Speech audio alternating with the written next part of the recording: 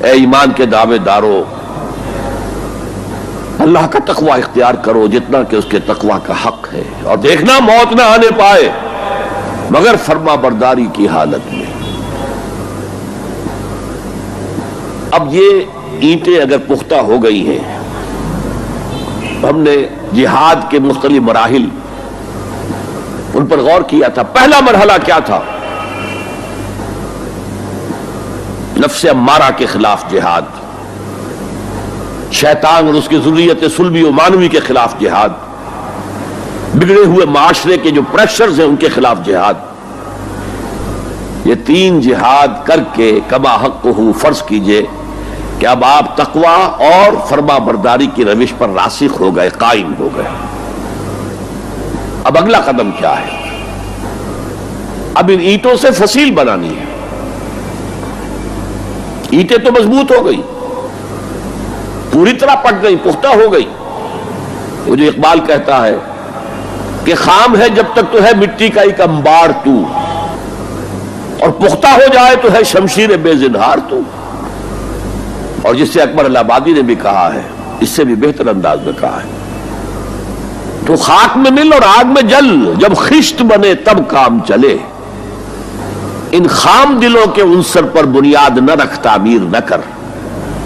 اگر ساحل سمندر سے ریت لے کے گولا بنا لے تو نم تو ہوتی ہے ریت، گولا بن جائے گا، پھر اسے شیشے پر بھی ماریں گے، شیشہ کھڑا رہے گا، ریت بکھر جائے گی۔ اسی گولے کو ذرا بھٹی میں ڈال کے پکا لو، روڑا بنا لو، تو خاک میں مل اور آگ میں جل، جب خشت بنے، جب اینٹ بنو گے تب کام چلے۔ اب اگر اسے مارو گے تو کوئی نتیجہ تو برآمد ہوگا کہ نہیں؟ تو یہ پختہ افراد کی شخصیت کو پختہ کرنا، جو ہے کہ اجتماعی اس کو نظر انداز کرتی ہے، جیسا کہ میں نے عرض کیا تھا، پہلی منزل تعمیر نہیں کی، دوسری کے اوپر چڑھا ہو گئے، دوسری ہے نہیں، تیسری جو ہے وہ ہوا کے اندر اس کی تعمیر ہو رہی ہے۔ ہماری بہت سی ناکامیوں کا اصل سبب یہ ہے۔ حضور نے پہلے افراد کو تیار کیا ہے، افراد کے ہاتھوں میں ہے اقوام کی تقدیر، ہر فرد ہے ملت کے مقدر کا ستارہ، اور ہر حیت اجتماعی یا کوئی تنظیم ہو، کوئی جماعت ہو جو اسلام کی سربلندی کے لیے کام کرنا چاہیے، اسے سب سے پہلے پختہ کردار والے افراد تیار کرنے ہوں گے۔ یا ایھا الذین آمنوا اتقوا اللہ حق تقاتہ ولا تموتن الا وانتم مسلمون۔ اب دوسرا نکتہ کیا ہے؟ ان کو جوڑنا ہے، اب اینٹوں کو جوڑنا ہے۔ And for that you need a cement substance۔ پچھلے زمانے میں چونا وغیرہ ہوتا تھا، چونے سے جوڑا جاتا تھا، آج کل سیمنٹ ہے۔ اگر یہ سیمنٹ سبسٹنس مضبوط ہے تو یہ فصیل اور دیوار مضبوط ہے، اگر یہ نہیں ہے تو چاہے اینٹیں پختہ ہو تب بھی سیلاب کا ریلا آئے گا، بہا کے لے جائے گا۔ اینٹوں کی پختگی کے ساتھ ساتھ ان کو جوڑنے والا مورٹر جو ہے اس کو بھی مضبوط ہونا چاہیے۔ اس لیے دوسرا نکتہ، یہ سہ نکاتی لائحہ عمل، 3 نکاتی لائحہ عمل۔ پہلا تقوی اختیار کرو اور اللہ تعالیٰ کی پوری فرما برداری اختیار کرو، کوئی لمحہ تمہارا نافرمانی میں نہ گزرے۔ اب وَاعْتَصِمُوا بِحَبْلِ اللَّهِ جَمِيعًا وَلَا تَفَرَّقُوا، چمٹ جاؤ اللہ کی رسی کے ساتھ مل جل کر، اور تفرقے میں نہ پڑو۔ اعتصام عصمت سے بنا ہے، عصمت حفاظت کو کہتے ہیں۔ اعتصام حفاظت حاصل کرنا، جیسے آپ دیکھتے ہیں کہ کسی بچے کو اگر کوئی خوف لاحق ہو جائے، کوئی ڈرائے، وہ آئے گا، دوڑے گا، ماں کی گود میں آ کر ماں سے چمٹ جائے گا۔ وہ یہ سمجھتا ہے اپنے چھوٹے سے ذہن کے مطابق میں قلعے میں آ گیا ہوں۔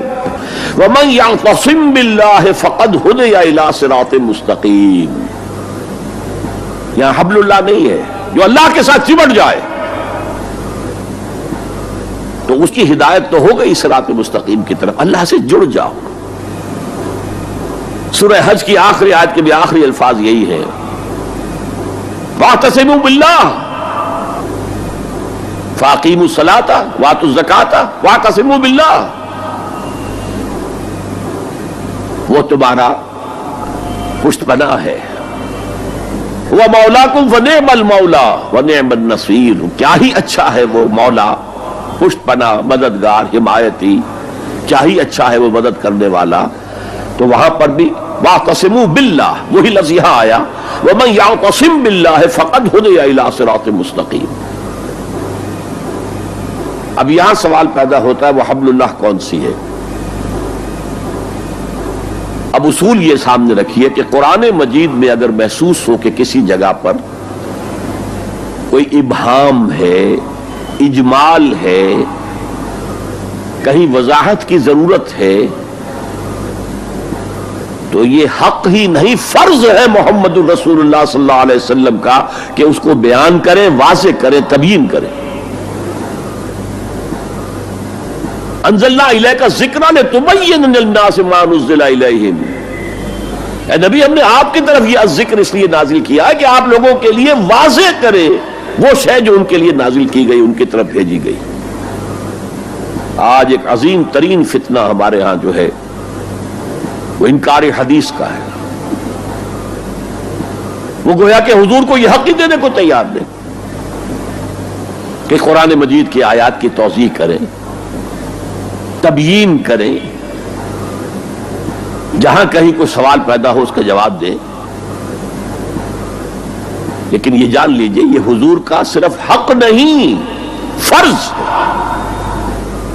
وہ اللہ کے رسول نے واضح کیا ہے کہ حبل اللہ کون سی ہے. میں وہ حدیث آپ کو سنا چکا ہوں حضرت علی رضی اللہ تعالیٰ عنہ سے جو مروی ہے نبی اکرم صلی اللہ علیہ وسلم کی، ترمذی شریف اور دارمی یا بیہقی میں موجود ہے. تو اس میں یہ الفاظ میں ہوا حبل اللہ المتین وہوا ذکر الحکیم وہوا الصراط المستقیم. حضرت علی فرماتے یہ ہے کہ میں نے سنا حضور نے ارشاد فرمایا ان قریب ایک بہت بڑا فتنہ رونما ہوگا، انہا ستکون فتنۃ. میں نے سوال کیا مل مخرج منہا یا رسول اللہ، اے اللہ کے رسول فرمائیے اس سے نکلنے کا راستہ کون سا ہوگا، مخرج کون سا ہوگا، ایگزٹ کون سا ہوگا. یہ آپ کے ہالز میں جہاں ایگزٹ لکھا ہوا ہوتا ہے سرخ سی بتیوں کے ساتھ، عرب ممالک میں مخرج لکھتے ہیں اس کو، نکلنے کی جگہ، بھاگنے کی جگہ. اگر کہیں دھواں بڑھ جائے، کہیں آگ لگ جائے تو بھاگو ان روشنیوں کی طرف، ان دروازوں کی طرف، وہ کھل جائیں گے. تو جب حضور نے فرمایا کہ انہا ستکون فتنۃ، تو حضرت علی کہتے میں نے پوچھا بل مخرج منہا یا رسول اللہ، فرمایا کتاب اللہ، فتنوں سے بچانے والی اور فتنوں سے نکالنے والی شے صرف کتاب اللہ ہے. فیہ خبر ما قبلکم و نبأ ما بعدکم و حکم ما بینکم، اس میں تم سے پہلے جو اقوام تھی ان کی خبریں موجود ہیں، تمہارے بعد آنے والی جو چیزیں ہیں ان واقعات کا تذکرہ موجود ہے، اور تمہارے درمیان جو اختلافات بھی رونما ہو سکتے ہیں ان سب کا حل موجود ہے. وَهُوَ حَبْلُ اللَّهِ الْمَتِينُ وَهُوَ الصِّرَاطُ الْمُسْتَقِيمُ وَهُوَ ذِكْرُ اللَّهِ الْحَكِيمُ. اور یہی تو ہے اللہ کی مضبوط رسی، اور یہی تو ہے الذکر. تم نے الذکر نمبر کیا بنا لیے ہیں، کس طرح کے اذکار، سب سے بڑا ذکر الذکر. یوں سمجھیے دی ریممبرنس از قرآن. اور یہی صراط المستقیم ہے جس کی تم ہر نماز کی رکعت میں استدعا کرتے ہو، اہدنا الصراط المستقیم. یہ صراط مستقیم ہے تو صحیح.